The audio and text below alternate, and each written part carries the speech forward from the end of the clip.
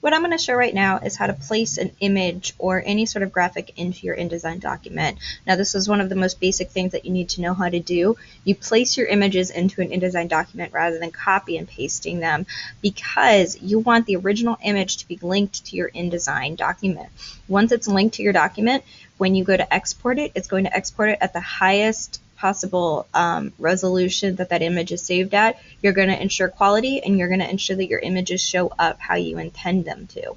So I've created a rectangle using the rectangle frame tool. The frame tool has the X in it. Now if I hold down on that rectangle frame tool, you can see I have a black arrow, which means there's hidden tools. I have rectangle frame, ellipse frame, which is going to be a circle, and polygon frame tool, which you can create custom shapes using that, such as stars, triangles, any custom shape that you would want. Basically, you can use your polygon frame tool. So I created a rectangle frame by using the rectangle frame tool, and I know it's a frame because it has this big X through it. So that's telling me that this needs content placed inside of it. So when I select it with my black arrow or my selection tool, it lights up like this. So the cursor, the boxes around it, excuse me, will light up. I'm going to go up to File, Place. I'm going to choose my shark image here, open, and you can see that it has placed that image into the frame that I have designated for it. Now this image is huge. It's much bigger than the frame I have, so there are a couple different ways that you can resize this image and keep it proportional, which when you're dealing with a publication or you're dealing with photos, you always 100% want to keep your images proportional. You don't want to squish or stretch anybody or squish and stretch the integrity of that photo. So there are a couple different ways I can do that. Like I said, the first one is I can click the circle when I hover over it, and you're going to see that this hand shows up, and I have now an orangish square. That's the size of the entire photograph that's here. Now with that hand, I can move the image around. So maybe I only want Bruce's face. That's fine if that's all I want, but I want the whole image basically to be in this frame that I've selected for it. So I can right click, fitting, fit content proportionally. What that's going to do, the content is what's inside the frame.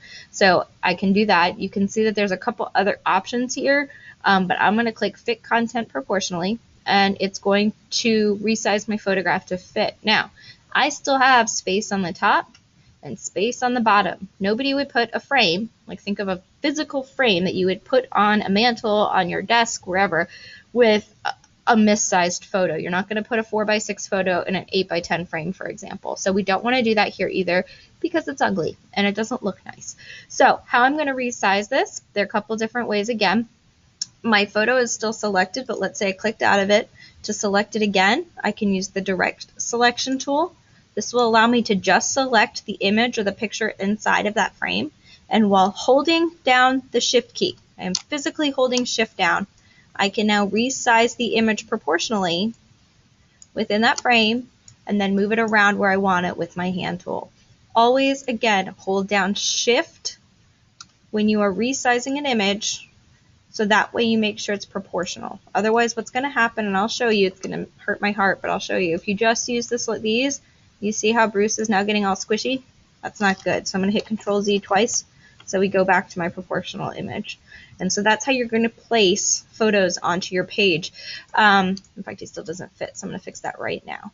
I also double clicked on the image and those squares are activated, and as long as it's the orange, you're manipulating the photo inside. If you select the image with the black selection tool and you resize the frame, then that's the entire frame itself.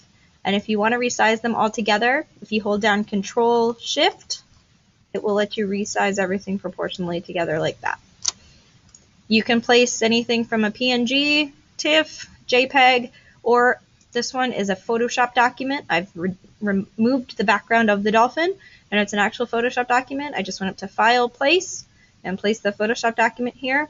You can also place text. If you have a Word document and you create a text box, you can file, place any Word document into a text frame also. So there's lots of different ways of doing that, but this is, like I said, the most basic thing that you need to know how to do in InDesign.